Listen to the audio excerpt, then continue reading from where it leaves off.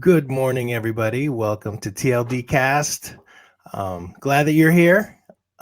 Invitation should be going out momentarily, so hopefully we'll have more people pop in. This morning we're talking about inspiration and finding inspiration. It's pretty much past the middle of the year, and this particular topic kind of came up because a couple quarters have gone by. We've got uh, we've got we've got another half of a year to get through, and sometimes it feels like, and maybe it was just me and some of the folks that I was around, that we need to feel a little inspired in this what's getting to be like the late summer. And so I wanted to have a discussion about that. Hey, good morning. Hey, Gabriella and Alan, Jonathan. I am actually looking for folks to pop in if on screen if you'd like, because I've had a couple people just sort of drop off, unfortunately, because it's a Monday, and I have sort of a little bit of an organized discussion that I'd like to go after here. But so let me describe that a little bit. When I was thinking about this topic, and the way that this all came together was when what I'm trying to do is find ways of bringing the community together to discuss things that are common to all of us, right? Because that's basically what defines what TLDC is supposed to be about. It's supposed to be about the training, learning, and development community, but there are sort of larger conversations that we can have. Good morning, Betty. And so I was just put together some topics, and inspiration was one in particular that I love, because I am somebody, I think that I'm a creative, and that I love to be inspired on a regular basis. So what I want to do is I'm going to start out with a little bit. I sent out a member email earlier this week, checking to see if anybody wanted to come in and be on the broadcast. Got a few replies, but there was one from Christiana in particular that she had sent in because she couldn't pop in this morning. But I wanted to just read what she had mentioned. Hey, Joe, good to see you. Dominica, nice to have you guys in. Christiana had said, "Hi, Lewis, I can't join on Monday morning as I have a volunteer event I'd like to share, though. Perhaps you can read or use this as a starting point." Good morning, Roberta. I find inspiration in talking to and viewing the work of others.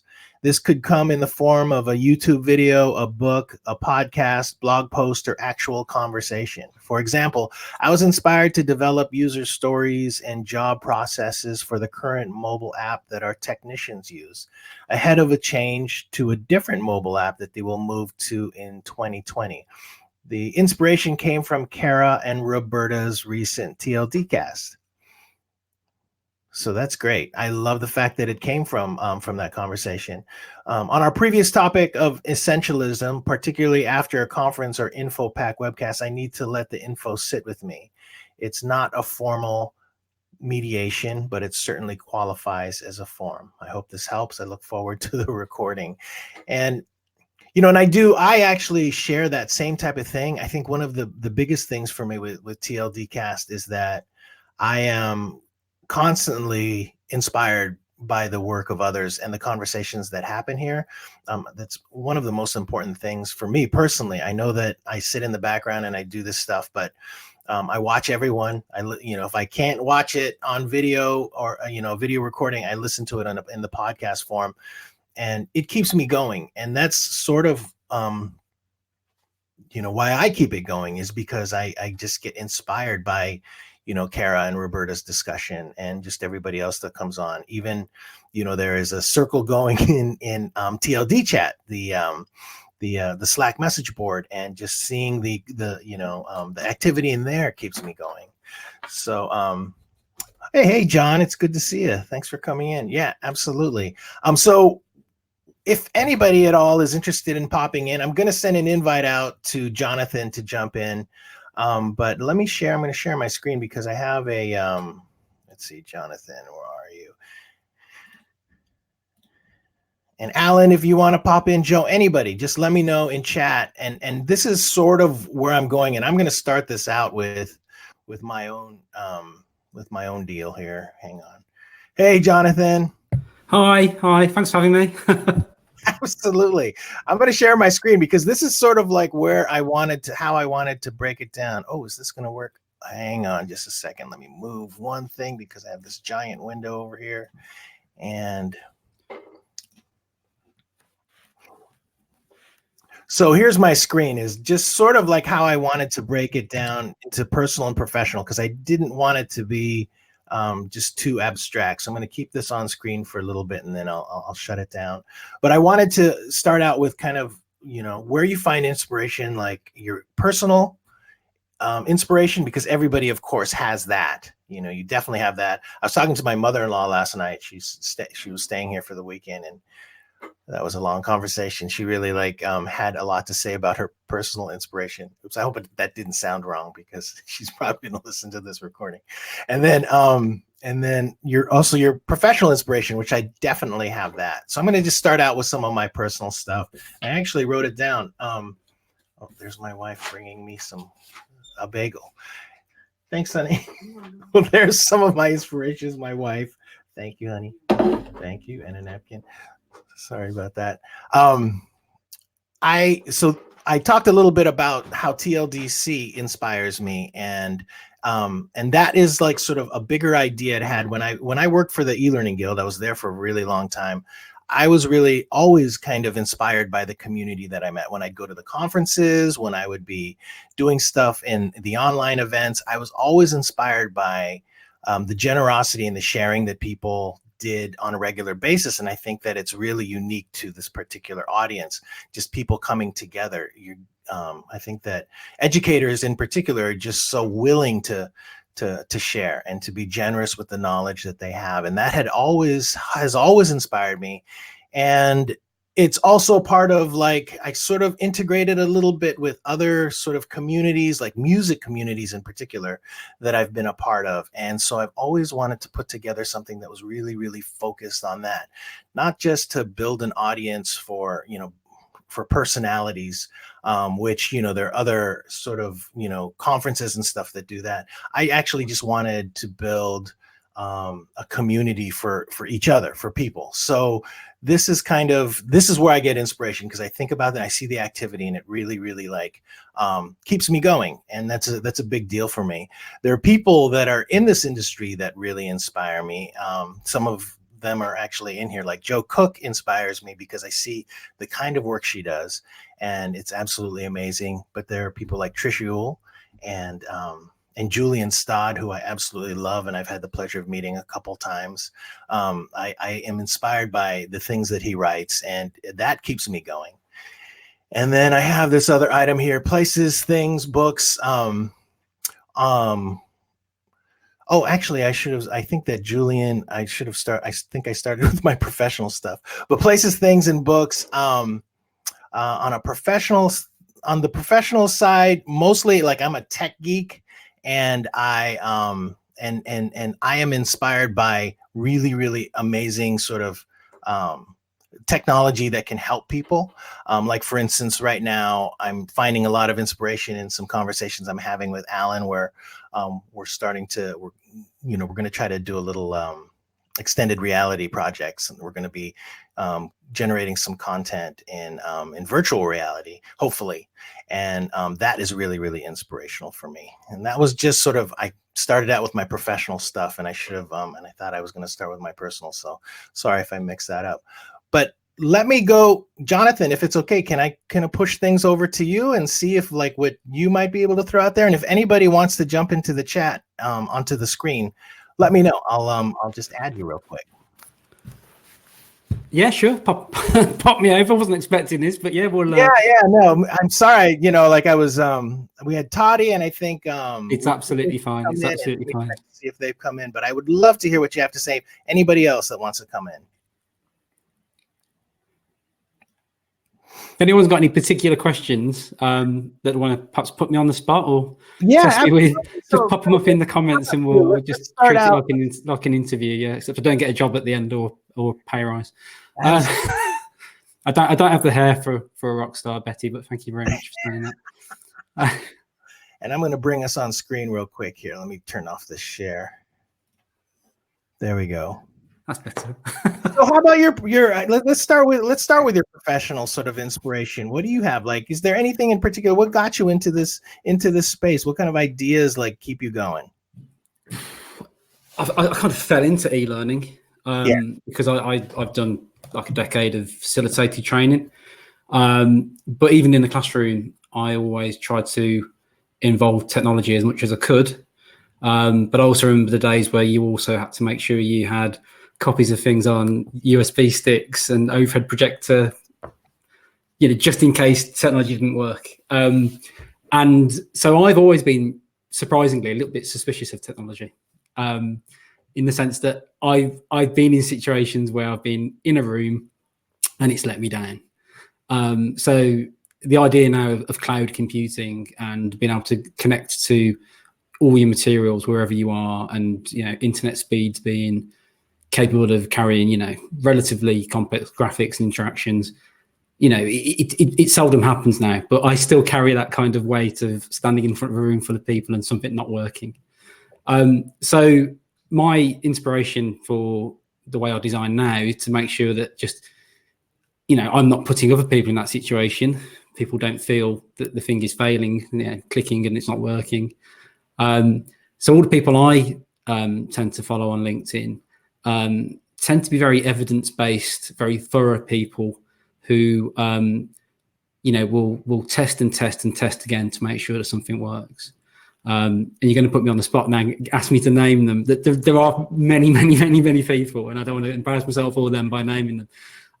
But I found that moving into this space and moving into e-learning as the sole means of delivery, I no longer stand in front of the classroom. I don't have to do the jazz hands and the icebreakers, the energizers.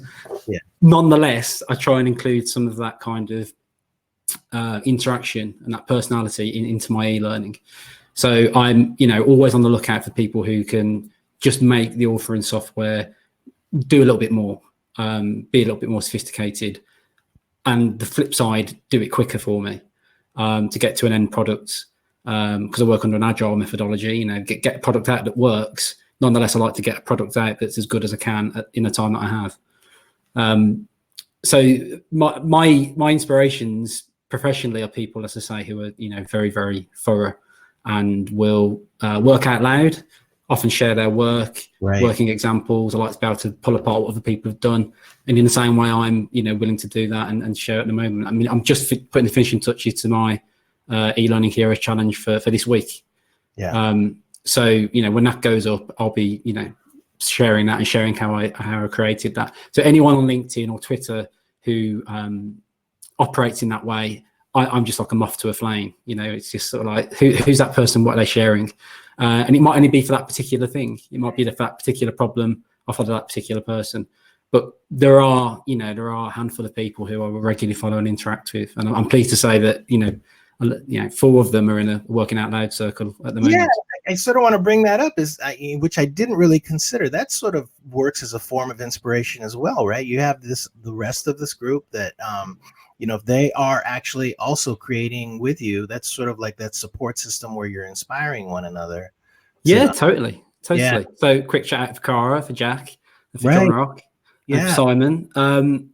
It's very early stages of the working out loud circle at the moment, and it's just a nice thing to have, like little room on the message boards where we can just go and talk to each other about a particular thing, and just work on some ideas and bounce ideas backwards and forwards. So that's the next step, I think, from just kind of like magpieing around LinkedIn, is you actually make connections with people that are a little bit more two-way. And regularized, in the sense that working out loud is a format you follow on a weekly basis for 12 weeks. So so that circle is kind of maybe not only looking or finding the expertise of others and being able to have them support you in what you're trying to produce, but it's a form of like searching for inspiration in other people to keep you going with the projects that you're working on. Is there ever a situation where you're just kind of like tired of doing what you're doing and you need to figure out like, okay, how do I keep going? Like, how do I this, I don't know, maybe not. Maybe like you're somebody like, it seems like for instance, John Rock, it never seems like he has any bad days because that guy's just always on. But if you were kind of like, oh, I can't, this is tough. Like, do you ever turn to anything in particular to sort of re-energize or? It's a really good question, actually. And if you'd asked me that question 2 hours ago, literally 2 hours ago, you might have got a very different answer. Yeah. So, I mean, just taking this week's eLearning Heroes Challenge as an example, it's to build a Connect 4 game. Now, there's a number of ways of doing that. And the example that's been shared when the task was set is a really good example. There's not really too much more I can do to it. And in fact, other people who've contributed already have pretty much said the same thing. But I always hated Connect 4 because I have so many memories of being in a rainy caravan or back bedroom somewhere on a dingy British summer's afternoon where there were like 2 board games. Yeah. And one of them was Connect 4 and the bottom was always loose and you'd put the tokens in and they'd fall out and there'd be arguments with siblings. And so this challenge from the get-go, I felt very uninspired because, I don't really have an association with that game. And because, of course, the example that's been put up on the boards already is pretty good. There's not much more I can do to it.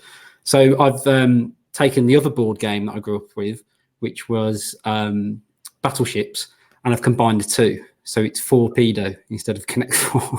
Yeah.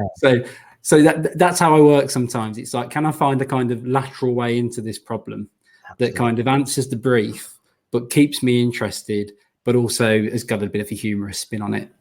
And it's nice that you mentioned J-Rock because he and I have got very, very similar working methods. And we met on a webinar about using game engines within Storyline. And that's how we kind of got talking. And it's surprising how similar our working methods are. And we've also got a similar work ethic in the sense that when we come up against a problem, we will not put that problem or walk away from it or put that down until we've got a solution to it. But if you've got that sort of character, that will only take you so far. There will be occasions where you kind of have to, like I did today, just go for a walk at lunchtime. Right. It's amazing how inspiring a walk, a bit of exercise, a bit of fresh air can be. And you come back with a completely different mindset and a different approach to the problem. But there will always be times where you just have to say to somebody, I don't know what I'm doing here, or I don't know how to do this. And in fact, a couple of challenges ago in the eLearning Heroes Challenge, I said exactly that. I said, look, this crossword challenge is great. I'm pretty pleased with how I've put it together so far. But this fast input mechanism, one of the other contributors put in, that's really good. I'm wondering if I can do something with that and JavaScript to, instead of having to put each individual letter into the crossword, which you're clicking across with a mouse, it was getting a bit tiresome. Is there a way I can just put the word in the box and it will then split the word into its letters and then populate the box, regardless what you put in? So this was kind of beyond a word variable, text variable, just recognizing that something was correct. This was just putting anything in and then seeing if it was correct. And I had a little bit of a dabble with it, couldn't quite get it to work. And then one of the other contributors on the eLearning Heroes board put some JavaScript on the board, just shared it, just said, there you go, try that. Yeah. And that didn't quite work. But then in a conversation on LinkedIn, on messages, we figured out why, and it went from there. And then I fed back how I'd made it work in a different way into the eLearning Heroes message boards. So you'd be surprised, actually, how reaching out and just saying, I don't know how to do this. It's not, some people might see it as a sign of weakness. Some people might not be comfortable showing the vulnerability in that way. We are in quite a competitive industry, as so, but I've never seen it that way. I've never seen it that way. And yeah. I think as long as you take what you've learned, apply it, show you working, as it were, and you're prepared to kind of put back out into the universe, going to sound like some sort of Zen Buddhist now, but it does feel like that. It does feel like, the more you put out into the universe, the more you'll get back. And that's certainly been my experience. Yeah. So that serves as a form of inspiration, just like being able to share. And like, do the eLearning Heroes challenges also kind of keep you going? Just each one as they pop up? And they get you, thinking about things that you wouldn't ordinarily thought about. And as I said on another one of these TLDcasts, it just means that if you're working in a particular topic or a particular silo of work, and it's going to determine pretty much what your content's going to be like. It's going to be pretty sort of dry or run-of-the-mill scenarios, for want of a better example.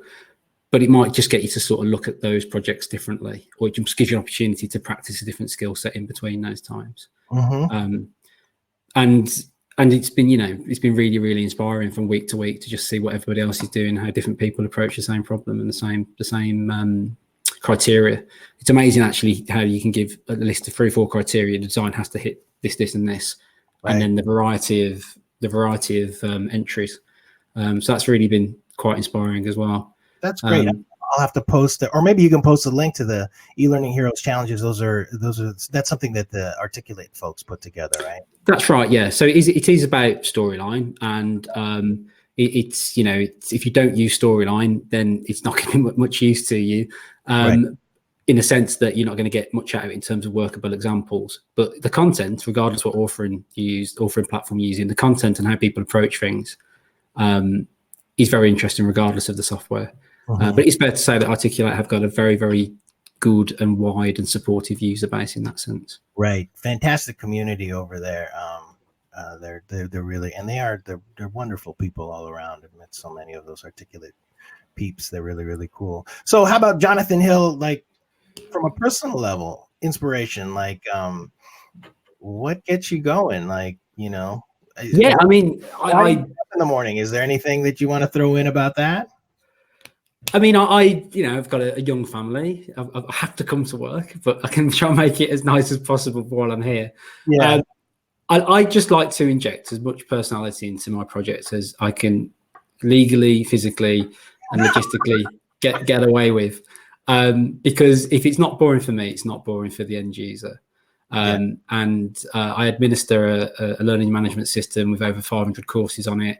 A good 100 of those approaching are content that I've authored, and you've probably got about a 1 in 8 chance of seeing the similar thing twice. So what inspired, I like to just take each day as a challenge to do something differently. Not for the sake of it. Make sure it works. Make sure that it's user tested, it's play tested, and that people can get around it and it works.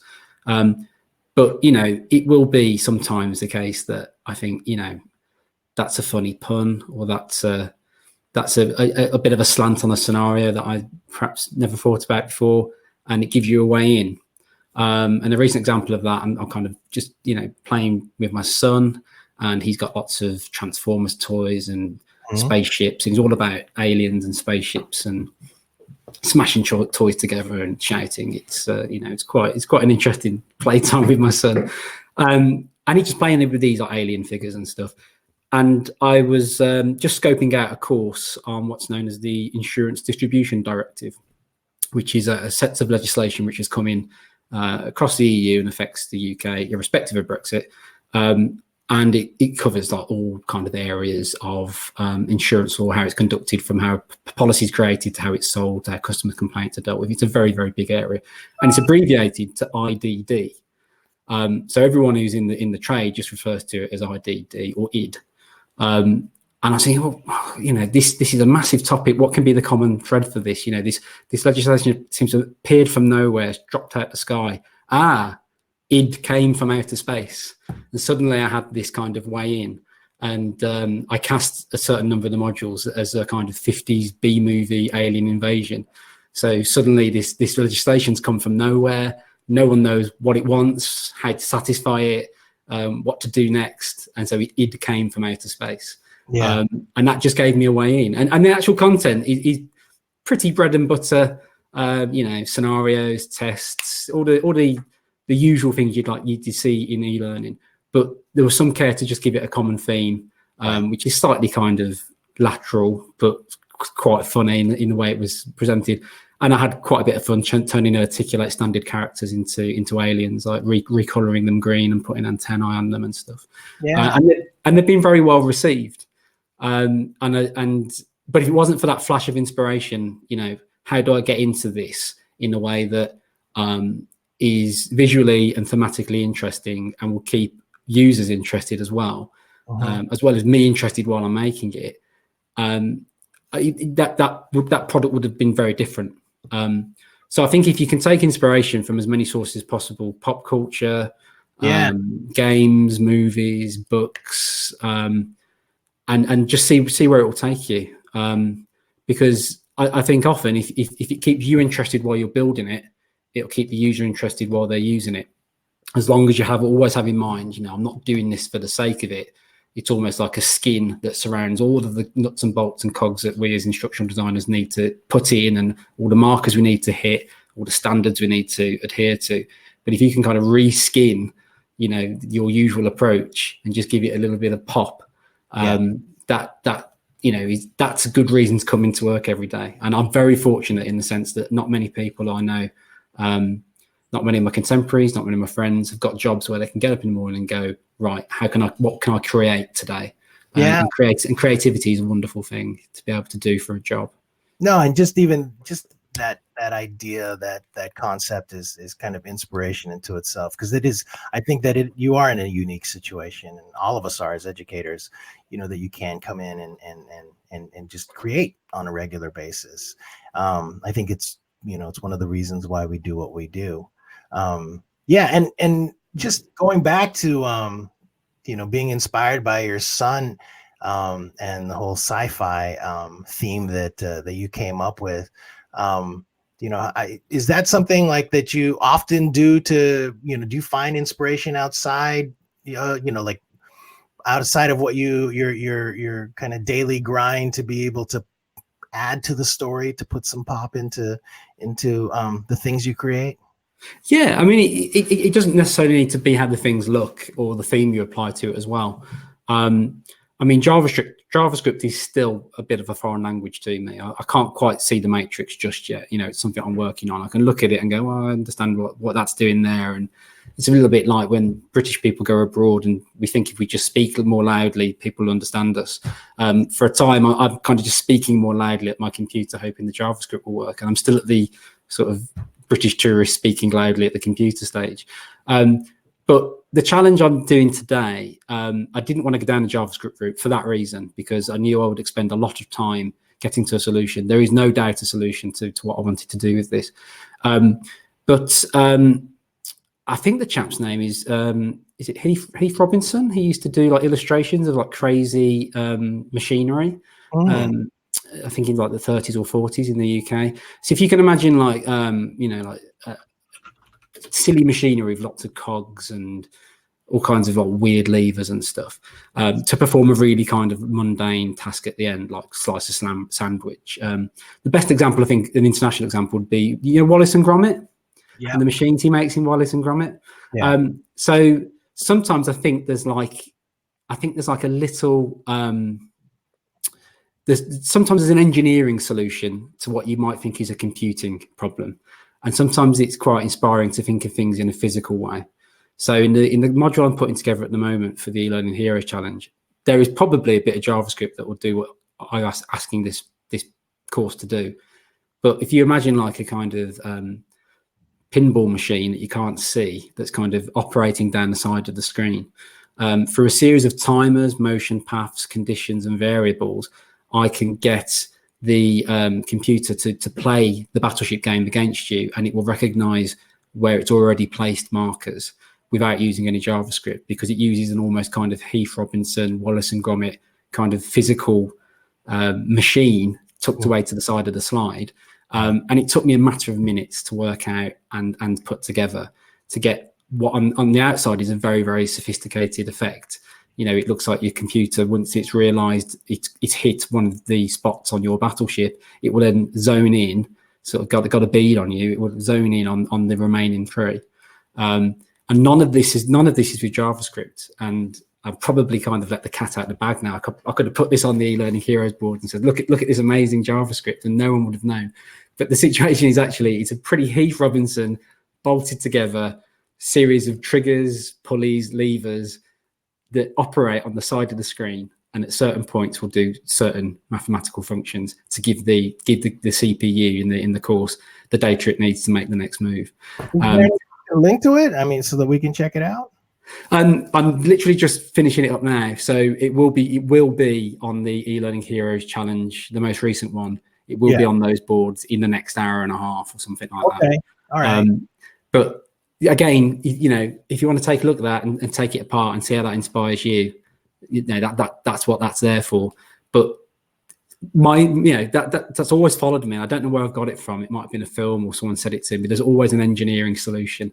And sometimes when you can't get the computer to do what you want it to do, you can kind of trick it into doing things with a kind of Heath, Robinson, Wallace and Gromit kind of cobbled together solution. If you tuck it to the side of the slide, no one need any be the wiser. There's only us and 21 other people in the world at the moment that know this. And particularly from an end user point of view, that means that you're getting the result you want for them, and they don't have to see any of the working to the side. Is there anything that you go back to for inspiration in case you need it? Like, you know, resources, you know, even books or text or something, websites that you might regularly sort of like, you know, I need a jolt of this, so I'm just going to do this for a little while. Yeah, I mean, it's Tim Slade's site's very good. His blog's been very good. The stuff he shares on Facebook is very good. He's also launching a new academy very shortly as well. Who's that again? Sorry. Tim Slade. Oh, right.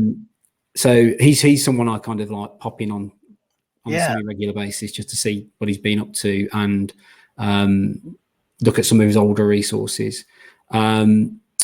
There's Melissa, is it Melloway? Melloway? This is where I show how rubbish I am with names. And Ashley Chiasson.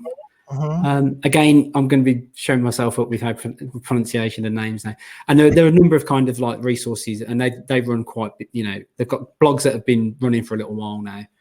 You can kind of pop in and you can search on particular topics. W3 Schools is pretty good as well if you want to practice like JavaScript in a kind of dummy environment. And HTML for that matter, and all sorts of other programming languages, like a little sandpit where you can kind of go and test things out. You know, they're pretty good. But I often just go back to, you know, very much back to basics, even prior to my time in eLearning, and I find myself rereading my course notes and study notes and essays for when I studied to be a lecturer here in the UK. So I hold a qualification that means that I can teach what's called associate lecturer status in higher education in the UK. So the post-compulsory education, so adult education, essentially. And that's what kind of got me into L&D and e-learning in the workplace.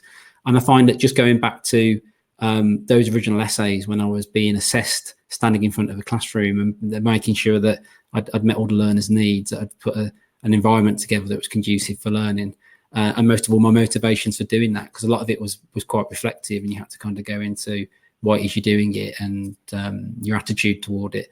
And I think that's really nice sometimes as well. Go back to your own source, go back to what you were doing before you got into what you're doing now, and decisions that took you to where you are now.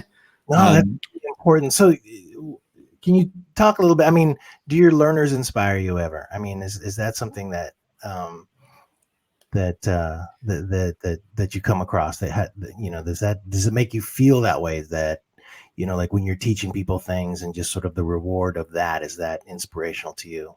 Yeah, it's nice. I mean, the thing with e-learning, of course, is you don't get that instant feedback. You can't look around the room and go, oh, they're enjoying it, they're not enjoying it. You can't lighthouse around the room and focus a question on someone you think's perhaps not taking it in. So the feedback you tend to get, and this, I don't know what your experience has been, but that initial kind of level one, you know, feedback that you ask for after a course has been completed, will by and large 85-90% of the time just be good. The 3 questions we ask, good. Yeah. Which is great, but doesn't really give you a lot to go on. It's the outliers that are interesting. The people who really enjoyed it, why did they really enjoy it? And the people who really hated it, why did they really hate it? Yeah. And it's instructive sometimes to look at those outliers and see what they're saying. And I tend to pay more attention to people who didn't like something, just because I think that that's the more important of the two, you know, rather than resting on your laurels. Take a look at why people didn't enjoy it. But it is also surprising sometimes that people who really enjoyed something might have enjoyed something for a particular reason, but the people who didn't enjoy it also didn't enjoy it for the same reason.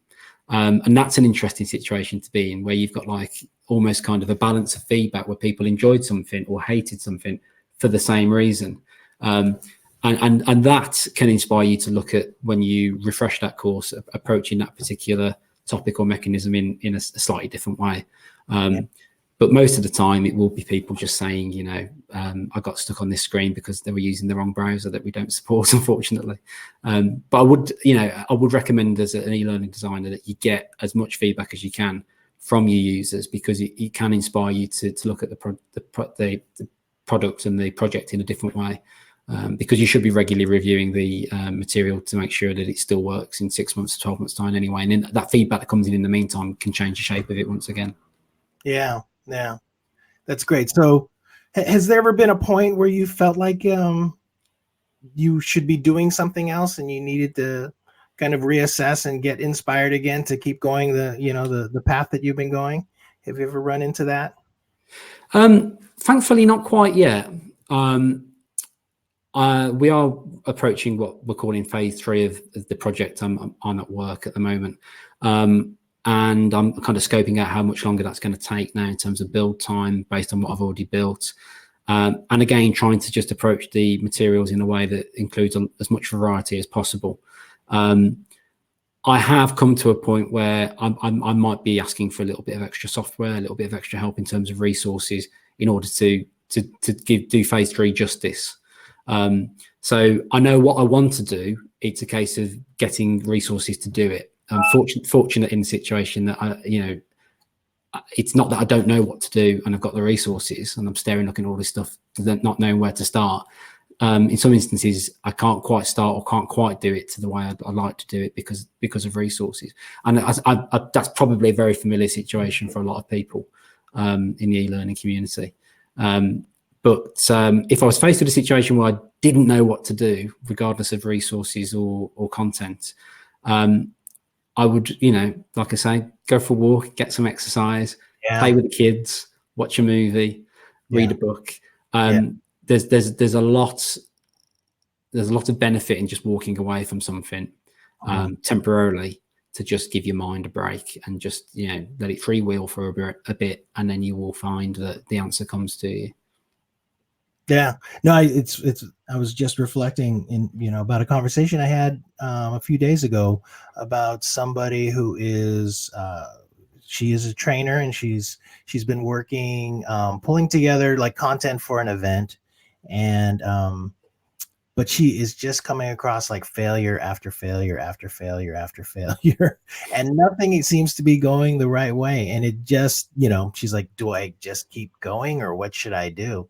And, I wish it was as simple as recommending, just take a walk and then, and then try again.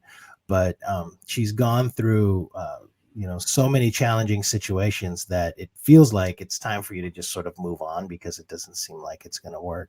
But it seems like success just in itself is a form of inspiration. Just at least having one thing that will work out right, and so that you feel like you're moving in the right direction, is like such an important thing to be able to accomplish. Otherwise, you've just got to shift your energies and move on. Oh, totally. If you keep sort of kicking it a locked door, it's just, so everyone's patience is going to wear thin. People have different patience thresholds, different approaches to things. But if you just keep kicking at a locked door, you're going to tire yourself out and get angry, and lots of negativity attached to that. Which is why I love the e-learning heroes challenges so much, because they kind of just give you just a little chink of light in each week that it's going to be completely different to the week before. It kind of give your brain a bit of a spring clean, get you looking at something a different way. And if that's the only victory I have this week, great. Yeah. It's about, we talk about setting stakeholders' expectations. I think sometimes as designers, we need to set our own. We can be very tough on ourselves in this industry. And the flip side of, being so visible on places like LinkedIn and Twitter and interacting with really, really great community of designers is, measuring yourself in kind of absolute terms rather than relative terms. So saying, how many Twitter hits did I get this week? Or how many people read my article on LinkedIn? Why haven't I, increased my views? Why haven't I done, well, where were you last week? Have you learned something this week that you couldn't do last week? Yeah. Relatively speaking, are you a better designer this week than you were last week? Right. You got, get to base camp at Everest before you try and get to the summit. And the fact is, those of us who've been doing this long enough know that the summit's constantly moving. We're on a kind of like, we're kind of on an airport travelator, escalator that's just constantly moving. It's a very fast moving industry, but as long as you keep pace with those changes, you're not gonna fall off the escalator. Right. And just enjoy the view occasionally while you're trying to get to the top of Everest, because there's lots of people making the same journey, taking different routes, doing it in slightly different ways, sometimes taking scenic routes, sometimes taking very direct routes, sometimes using JavaScript, sometimes using cobbled together Heath Robinson pinball machines at the side of the screen.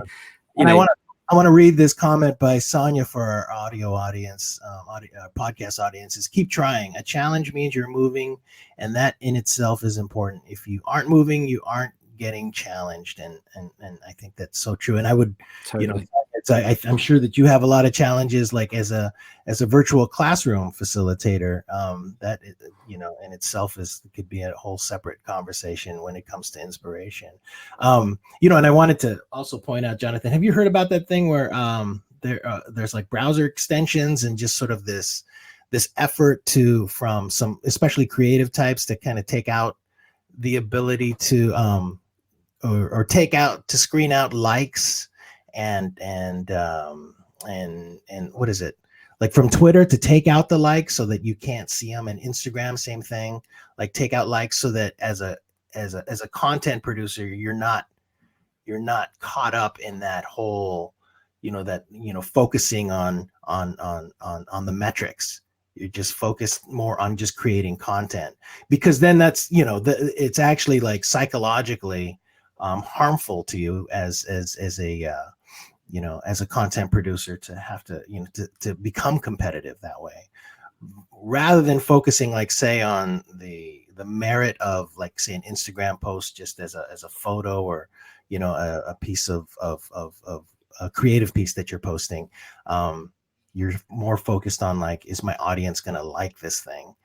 So it becomes a different sort of, it becomes a whole different concept when the likes are no longer involved. And I know there's a Chrome extension that can actually filter out likes from Twitter and I think Facebook.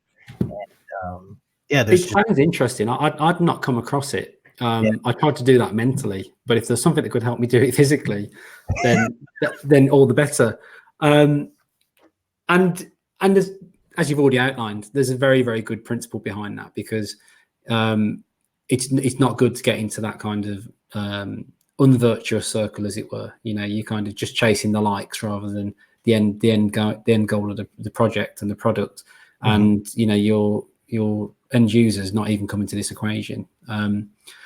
And as content creators who are working out loud or working publicly and sharing stuff, that is a trap you could find yourself falling into. And it wouldn't be good for your health, wouldn't be good for the quality of your product. But I'd certainly welcome any kind of browser add-ons that help to do that. Yeah, if I find the article, I was just reading about that. My wife is, she's an artist, she's a photographer, and she has a private account on Instagram, but she has really just amazing photos. And I am just so glad that she doesn't get caught up in that, because her vision of how a photo is supposed to be put together is just so different from other folks. But to me, it's always a piece of it's art, because when you look at it, it might be really abstract, but it evokes emotion from you. And I love that she can do that and doesn't pay attention to any metrics. But then there are other, people that I know, other artists, other, sort of Instagram. Like I have one person that I know that is trying to be an Instagram influencer, and it's just like, it's not fun. That is a lot of work. And I know some people that are trying to make a living off of YouTube too. And that's like, it just takes, the joy out of all of it. You might be, say, like playing music, and you might be able to say, yeah, this is great. I'm doing what I love on YouTube, but the hustle that they have to, like, put together just to be able to, to make money off of that is just ridiculous. I would take the joy out of the creativity for me. Yeah, and it's interesting as well that we exist as e-learning designers in this. Well, I exist as an e-learning designer, I feel, in the kind of this nexus between art and design. Art is incredibly subjective, whereas design has objective principles. There are things that can be good or bad about a design objectively. Someone could put your design in front of an eye tracking movement experiment and find that all your icons or your buttons or your color scheme is completely out of whack, and that's the reason why it's not going very well. But from an art point of view, someone might look at that and go, oh, that's beautiful, it's like a Picasso. But if Picasso was an e-learning designer, you wouldn't know where to click. And I think being inspired and being creative, you just need to be careful that you're not being so creative that it pushes your design into subjectivity. And then, that's when, you'll find that users aren't really following what you're doing. But if you go too far into the, comparing yourself to other people route, you might also be comparing apples and oranges in the sense that they've got a particular design for a particular project for a particular audience. Yeah. And yes, it might be objectively a good design and it might have done something a bit quirky or different. It doesn't mean that their quirky or different would suit your project. So yeah, again, just being objective about what you need to do and what your learners need, and using inspiration in small doses. Don't use it all up on one project, right? Because you're going to have patches where someone's giving you a pile of materials to go through, and it's not the most inspiring stuff. So save some of that inspiration to sprinkle over projects where you need it. Right. I love it. And I had to write down the time when you made that Picasso quote, because that's something I'm going to be posting on Twitter. That's a great one. Anyway, I'm going to wrap things up. I want to just thank you for popping in this morning. I really, really appreciate it. The conversation took a lot of different directions, but it's really, really fantastic getting to know you and learning more about what inspires you. And we'll see you in TLD chat. And I really appreciate your time and everybody else for popping in today. Thank you for having me. Thank you for putting me on the spot, but it was nice. Thank you. And last minute thing. All right, you guys, thanks everyone. Have a great week. And let's see, we have, this is going to be interesting. Rubina Halwani and Dr. Robin Sargent are coming in on Thursday. And, surprisingly, like this Dr. Robin Sargent, who I don't know, there are a lot of people already registering for this event. So I think that Thursday is going to be a really interesting conversation. She's like the author of something called Idle Courses. And I guess she has a pretty big a job board on Facebook, and also a group on Facebook that is pretty large. So I'm looking forward to that on Thursday. And so hopefully we'll see everybody there. Cheerio. Bye. Everybody. Bye-bye.